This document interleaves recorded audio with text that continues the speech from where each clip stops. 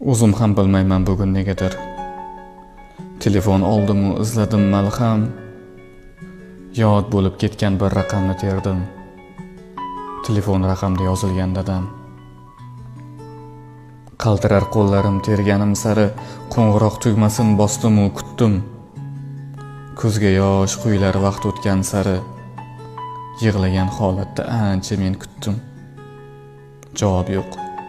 Javob yo'q, hech kimsa go'shakni olmas, xayolda go'yoki alo der dadam. Bo'g'zimdan dadajon so'zi chiqolmas. Qaniydi bir javob bersaydi dadam.